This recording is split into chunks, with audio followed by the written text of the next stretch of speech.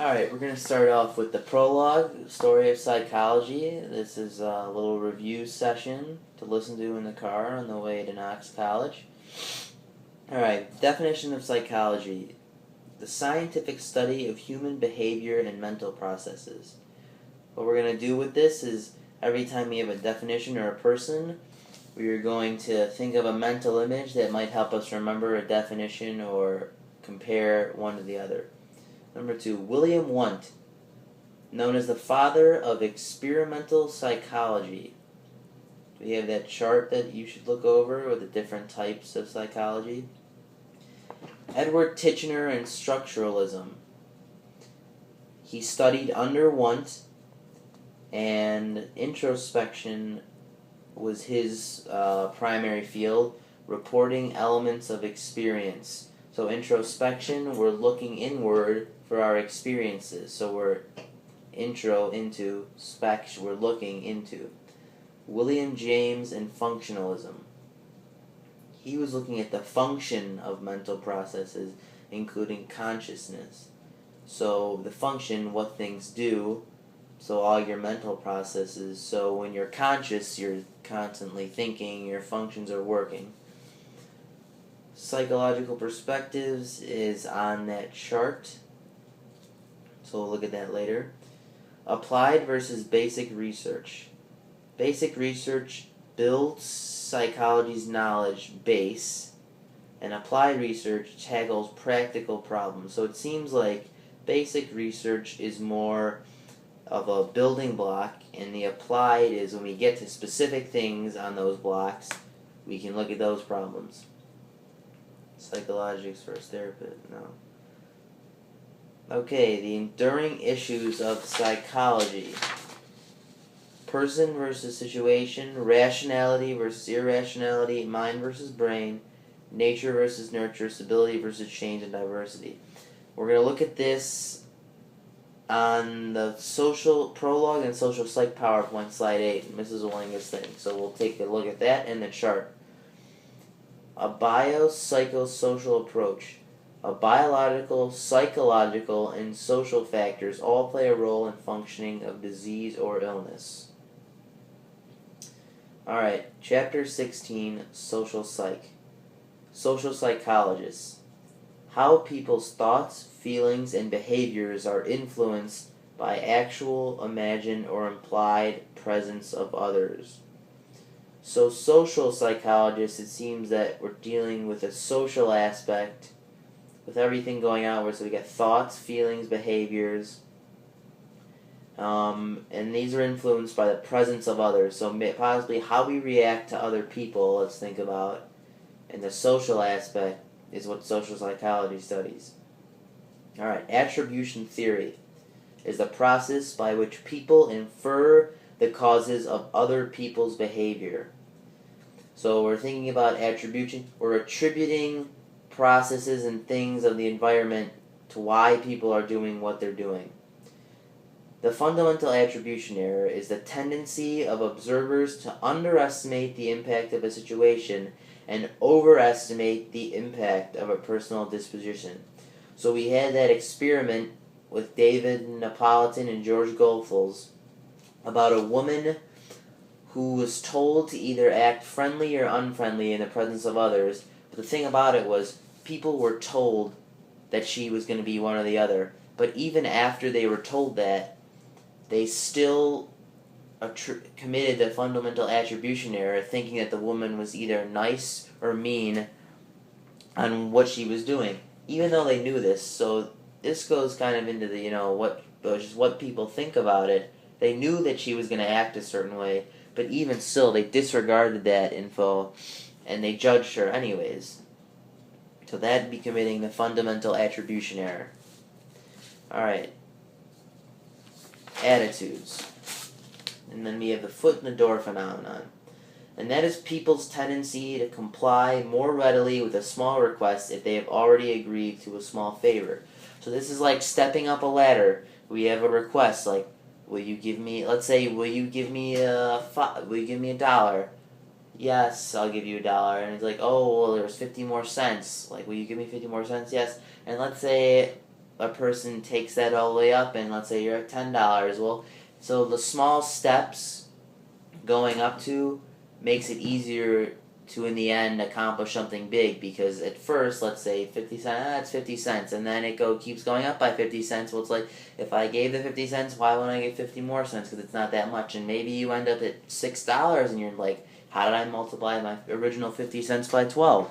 Well, the foot in the door phenomenon talks about that. And we have role playing. Power of a role can take a life of its own. People change their attitude/behavior to fit role. So this is goes into the Philip Zimbardo prison experiment, where we had the volunteer inmates and guards, and they were all paid to do this because this was an experiment. And it got to the point where the people, the prisons, the inmates and the guards really got into their roles and started living the experiment like a real life situation. So it really got out of hand, and the experiment had to be stopped because it got so out of hand. And so we think of role playing, we'll think of people really getting into something because their behaviors and actions are telling them to do something, as in this experiment. The cognitive dissonance theory, and this is the tension we experience when our attitudes are inconsistent with our behavior. So this was something that we saw with the GBN girls hazing. Their attitudes maybe before the Powder Puff football game weren't that they disliked the younger girls, but as it got out of hand and they started, assaulting the girls, that's when they were experiencing the cognitive dissonance theory, because their attitudes were maybe different than what their behaviors were, because maybe deep down they really weren't these terrible people that were beating these kids, but that's what their behavior was saying. So when their attitudes were inconsistent with the behavior, they were experiencing the cognitive dissonance theory. The chameleon effect. People mimic other people they are getting along with. So this seems pretty common among friendships. Let's give an example. Landon, very good friends with him, hang around him a lot, and he has a tendency to have a racist attitude towards most things, in a joking way, but that kind of picked up with all of our group of friends, so whenever we were around him, we were always inclined to be more racist and say more racist jokes than if we weren't there. So we thought he was funny, we look up to him a little bit, and not in a bad way, but we just kind of developed more of a racist attitude using the chameleon effect because of we admired Landon. So this was kind of like a natural thing. We didn't actually think about doing this, but this was just an effect that he had on us. Number 8 is conformity. The Solomon Asch experiment, which was about the line judging, and people, when they were tested individually, it's very easy to tell if a line is taller than another line. But what this was a group test where there would be one person who was actually taking the test, and however many other people were hired by the experimenters, and they wanted to judge if that individual would change their answers according to what the other people in front of him said. And they found that people would conform to the answer even if they knew it was wrong. So this is something about conformity. We're going to compare social influence, normative social influence, and informational social influence. A normative social influence is when we change our attitudes to fit with the group because of the desire to belong. So let's think. Normative, you want to be normal. You want to be normal socially, so you're influenced by the group because you want to fit in. You want to be normal. Informational social influence is a change in attitudes because we don't know the rules or correct answer. So we don't know the info, we don't know the information, so we're going to conform to people's beliefs because we don't know, we don't have the information. Alright, next topic, obedience. Stanley Milgram experience, the learner being shocked by the teacher.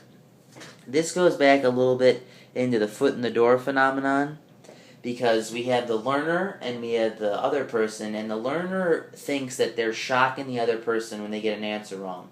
And they know the voltages that match up with the pain intake by the person, and the theory was that, they shock them a little bit, now they shock them a little bit more, and they keep shocking them a little bit until they get up to a severely dangerous amount of shocking. But since they were going up in little increments, it didn't seem like that much, but they were being obedient because of the seriousness of the study and the people who were running it. When is obedience the highest? Obedience is the highest when the victim is remote and the legitimacy of the authority figure. So in this case, we had the learner talking to the teacher through a phone. So the teacher didn't actually observe the learner being hurt, so it was much easier to distribute the shock if the teacher wasn't actually looking at that person being hurt. And also the authority figure was Stanley Milgram. He was this big scientist, so people figured that the experiment, if he told them what to do in the experiment, then they would comply with that no matter what the circumstances were. Next topic is social facilitation. Person performs better around others when task is easy or well learned. So this is something, let's say somebody is very good at juggling. Their social facilitation would be when he's around people, he's juggling, and it's really easy because he's very good at it and it's not that hard to do. That's social facilitation. We're facilitating our ability to be good at something because we know that we are good at something. Our next topic, social loafing, is a person performs worse around others when the task is hard or you're not good at it. So this is like being in a group, you're working on a project, and you know that you're not very good at the topic. Let's say it's English, you're reading a book, but you haven't been reading it, so you're going to choose not to participate because you don't want to seem inferior to the rest of the group. You're going to commit a social loafing because you're not very good at the task, and you don't want to, and you're going to perform worse if you try, so you're just not going to perform. De-individuation is the loss of self-awareness in group situations that foster arousal and anonymous things. So this is going back to the GBN girls hazing thing. The fact that they all participated in a big group made them really lose their It made them anonymous. It made them lose their identity. So it was much easier to harm the other girls because everybody was doing it. They were all in a group. They were being de-individualized. They were losing their individualization, and they were performing these group tasks that they normally wouldn't do.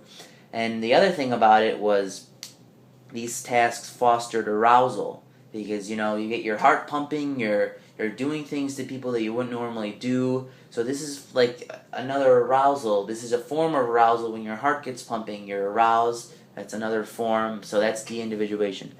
Group polarization is the enhancement of a group's prevailing attitudes through discussion with the group. So they're polarizing. Think of polarizing like a magnet. Everything's pulling everything together. It's polarizing. They want to come to a decision. They're polarizing. They're pulling together. Groupthink is a mode of thinking that occurs when the desire for harmony in a group overrides realistic appraisal of alternatives. So groupthink, where I'm sitting in a group and we don't really know what decision to come to, so when somebody says something that sounds about right, everybody in the group is gonna be attracted to that. They're gonna want a desire for harmony because they really don't want to argue about it, so they're gonna, maybe it's something that's not realistic, but they're gonna go to that theory because of the groupthink principle. Minority influence. When a member of a minority group influences the majority to accept the minority's beliefs. Pretty self-explanatory in a group. We're gonna move on. Prejudice, an unjustifiable and usually negative attitude toward a group and its members. Self-explanatory. Alright, we have a few terms under that. Social inequalities is the competition for scarce resources enhances prejudice. So we've got an example. There's an ongoing prejudice against immigrants because people's view is that they're not equal, they're unequal to us socially, so when they come into our country, they're stealing our resources, supposedly. So this is the social inequalities principle. Think about immigrants and the prejudice against them currently. All right. We have an in-group bias, an us versus them principle. You're in your group. You feel like it's you versus them. In the Shram's Gym game, it was Shram's Gym versus Koretz, but it was more of turning into a Deerfield versus Highland Park. The scapegoat theory. This is a theory that prejudice provides an outlet for anger by proving someone to blame. So think about a scapegoat, somebody who tries to get away. So this a prejudice that we feel is really an outlet for anger by proving someone to blame. So maybe it's what's a good example? You're prejudiced against immigrants, so this gives you a reason to be angry at maybe our country's economy. So think of that as an example. You're being a scapegoat. Social categorization is the evaluation of one's own group as better than the others and a tendency to disparage those outside the group. So there's an experiment done with this with a teacher and kids in a class who had blue and brown eyes, and the teacher knowingly singled out the blue-eyed people as being worse than the brown-eyed people, so this made the blue-eyed people feel inferior, and the brown-eyed people were all like, wow, our group is so good, and the blue-eyed people aren't worth anything. So the teacher was they were trying to prove a point of the social categorization principle. Alright, we have vivid cases, which is another basically synonym of the availability heuristic, which is estimating the likelihood of events based on their availability in memory. If instances come readily to mind, we assume they are common. A great issue I think about is, let's say, Muslim people in the news. It always seems like the news is, whenever you see a Muslim on the news, they're doing something bad. They're blowing something up. They're killing people. They're doing all sorts of terrible things. And this is really a case of vivid cases, or the availability heuristic. Because when we think of a Muslim now, what comes to mind is, they're on TV, they're doing terrible things. When in reality, that's the only thing that you see or hear about or is readily available in your mind. Not all Muslims kill people and blow up things. But what we see so often in the news and things like that is what's happening with Muslims. So when we think of them, that shortcut cuts to our mind. Alright, we have the just world phenomenon. The tendency of people to believe the world is just or life is fair and people get what they deserve. Early on we had that thing with the woman who crossed the bridge and she cheated on her husband, and she tried to get back to her house one day after she had cheated on him, and the boat left already, so she had to take a remote path where she was then stabbed by some lunatic on the road. And a lot of us said that she got what she deserved, when in fact the events were mutually exclusive. They had nothing to do with each other. But the just world phenomenon made some of us believe that she was cheating on her husband, so she deserved to get killed. And that really isn't the right way to think about it, but that's why it's called a phenomenon, because it happens so much. The other race effect is a greater recognition for your own race faces. We did a psych sim about this. You were flashed very quickly, white faces and black faces with things in their hands, and when you were flashed the white face, and maybe the white person had a gun in his hand, but you weren't as quick on the trigger as if a black person was flashed, and maybe they had a comb in their hand, but you automatically think in your mind that it's maybe a gun because of what you've been conditioned to learn, and maybe it's just something that's in your mind. The frustration aggression principle is the blocking of an attempt to achieve some goal creates anger, which can generate aggression. So you're frustrated, you can't do something, you can't achieve your goal, so this goes to anger, it generates aggression. So we're going from frustration to aggression, and it's a very pattern-oriented principle, because we're frustrated. Let's say you're frustrated, I can't hit the curveball, I can't achieve my goal of hitting the curveball, now I'm getting angry, now I'm getting aggressive, I can't function because my frustration is leading to my aggression. Alright, next Next thing we're going over is aggression. We have catharsis versus spillover effect. Catharsis effect is reducing anger by, what does that say? By releasing it through an action or fantasy. And the spillover effect is blowing off steam may temporarily calm us, but it also amplifies the underlying activity. So we're seeing the catharsis effect is good because we're reducing our anger, releasing it through aggressive action or fantasy. So I'm angry, I'm going to take my bat, I'm going to hit the pillow, I'm going to be a catharsis effect, I'm going to do that. But we don't want the spillover effect.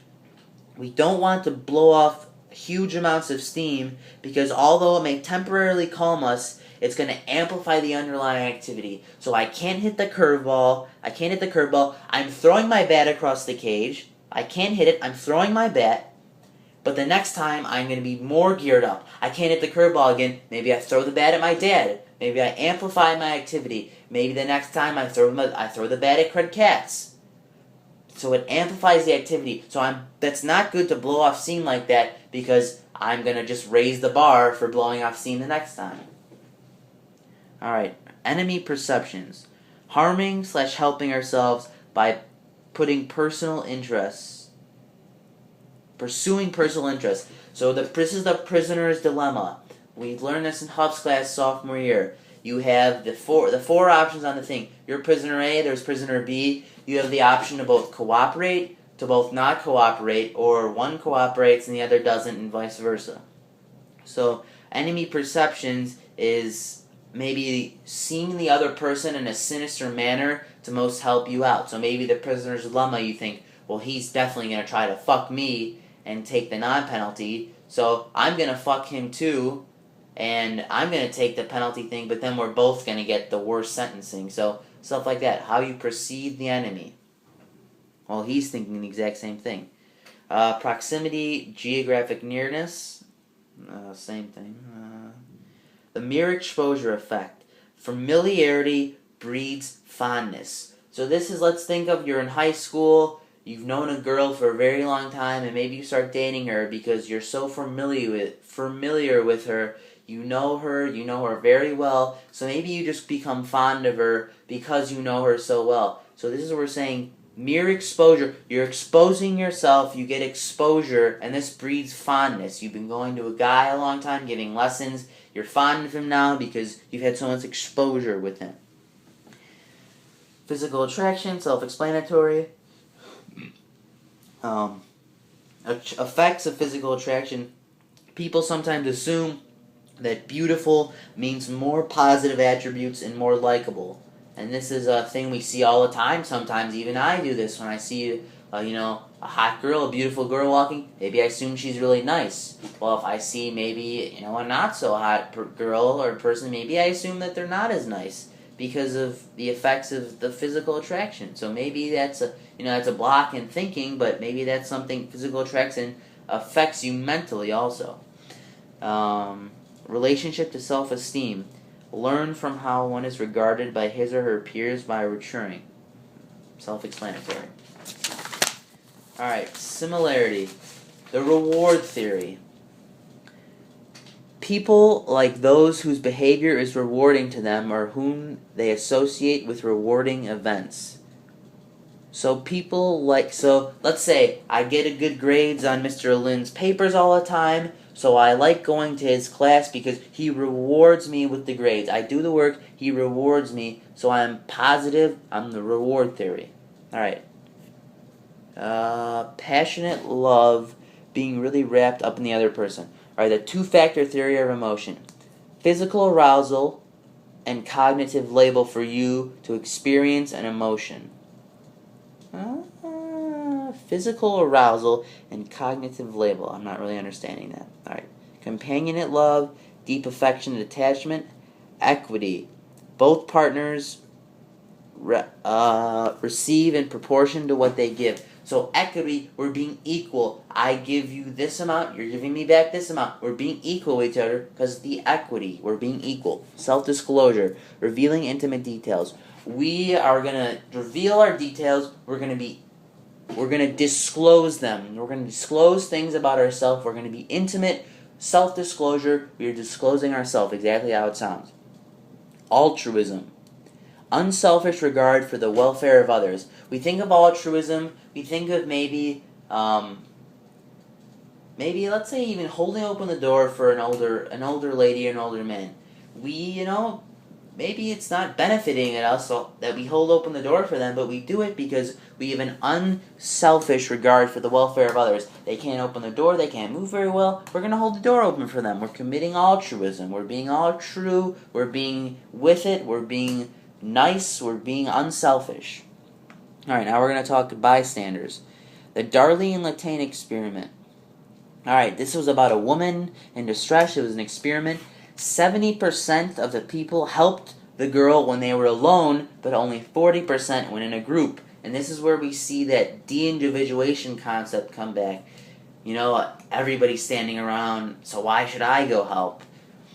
And then we have the Kitty Genovese murder. She was murdered in 1964, and many people, when she was on the street being raped and stabbed, they heard her. Many lights turned on, but no one helped because they were bystanders. They didn't, they kind of were in the same thought as everybody else. Well, somebody else will do something, and that's when nobody does anything. All right, social exchange theory. People help each other when there is a positive cost-benefit analysis. So social exchange. You're going to exchange things like I'm exchanging my time, you're giving me something rewarding back. So we're going to exchange apples and apples. The reciprocity norm. The expectation that we should return help, not harm, to those who have helped us. So we're reciprocity. We're reciprocating our help. Where people have helped us, we're reciprocating their help with our help back to them. The social responsibility norm. We should help those that need our help even if the costs outweigh the benefits.